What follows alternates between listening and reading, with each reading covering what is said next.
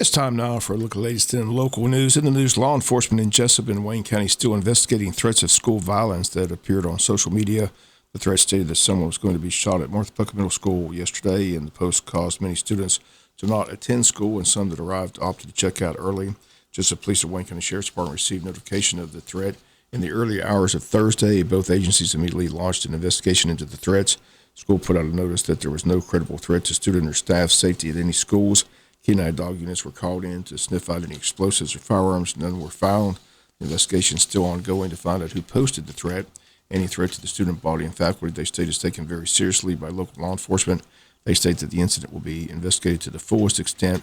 Steps are being taken to contact social media platforms to assist in identifying the source of the threats made against the student body Thursday here in Wayne County. If anyone has information regarding who's responsible for the threats made, you're asked to contact the Jesup Police Department and the Wayne County Sheriff's Department. They state that they greatly appreciate the community's patience and understanding as they continue to investigate Thursday's series of events.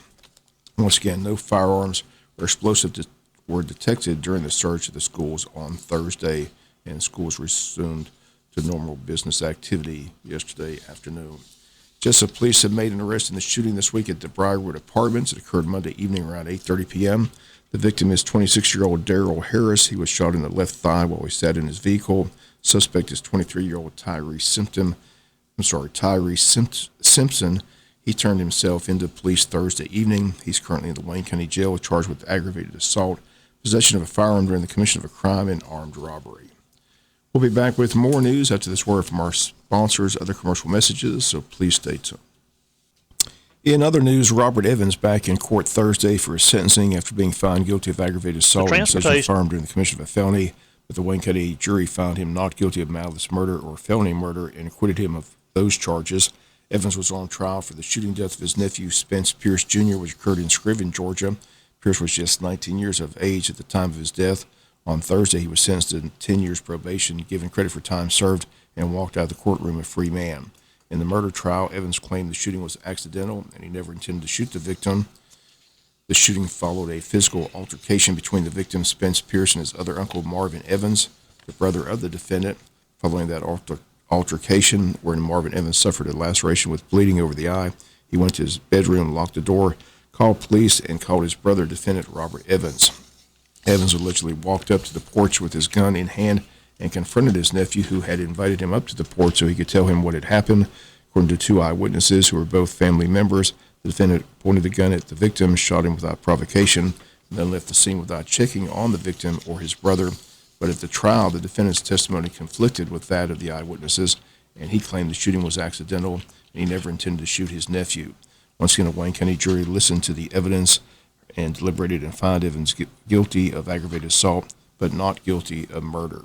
Again, sentencing was delayed until yesterday. Once again, Evans sentenced, but given credit for time served, is now out of jail on probation.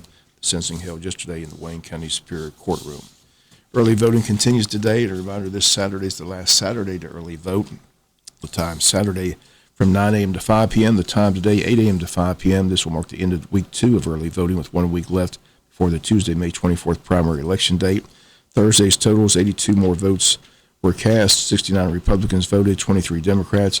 Grand total of early votes after Thursday, 935. They should get over 1,000 by today and the weekend. We here at WIFO continue to talk with the candidates locally and statewide. Today on the phone, we'll talk with incumbent Attorney General Chris Carr, who joins us. And in the studio, we've got incumbent County Commissioner in District 5, Kathy Keith. She joins us today on the show as well. Monday in studio, we'll have State Representative Stephen Meeks as we get closer to primary day, Tuesday, May 24th. We'll be back with some final news notes after this word from our sponsor, other commercial messages, so please stay tuned. Final notes in the news. The Jesup City Commissioners have a work session this morning at 11 a.m. at City Hall. The item on the agenda is the proposed 2022-23 budget. A copy of the proposed budget is available for public inspection in the office of the City Clerk at City Hall during working hours. This Saturday, the letter carriers, the mailmen, are asking everyone's help in stamping out hunger, and the National Association of Letter Carriers will conduct its 30th annual National Food Drive this Saturday, May 14th. Letter carriers will join forces with community leaders and others to help fight hunger and throughout the country. The Stamp Out Hunger Food Drive, country's largest single-day food drive, takes place this Saturday. To participate in the Stamp Out Hunger Food Drive, Residents are encouraged to leave a sturdy bag containing non-perishable food items next to their mailbox prior to the time of regular mail delivery on Saturday. Your letter carrier will take care of the rest. Again, with over 29 years of letter carrier's commitment to the National Food Drive, over 1.8 billion pounds of food collected. Communities are still in need across the country. On Saturday, you can join your letter carrier in the challenge to end hunger by, again, placing a bag of non-perishable food by your mailbox this Saturday, May 14th. This Sunday, the annual retirement reception for those employees retiring from the Wayne County school system takes place at the high school from 3 to 4 p.m. Following people will be recognized as they're retiring from the school system: Amy Bobo, Vicki Boyette, Christy Hayes Copeland, Tony Crawford, Amy Denny, Lisa Wingate Fennell, Colleen Flowers, Tommy Fuller Jr., Jenny Graham, Dr. Patty Holland, Gayla Hope, Gina Roddy, Linda Eyes, Mary Kennedy, Brenda Mason, Sherry Neesmith, Alvary Roberts, and Linda Waters. Again, that's this Sunday from 3 to 4 p.m. at the high school commons area. The public, as always, invited to attend. And that's going to do it for latest in local news. Sports comes your way in a few minutes. Bob Morgan, have a great day.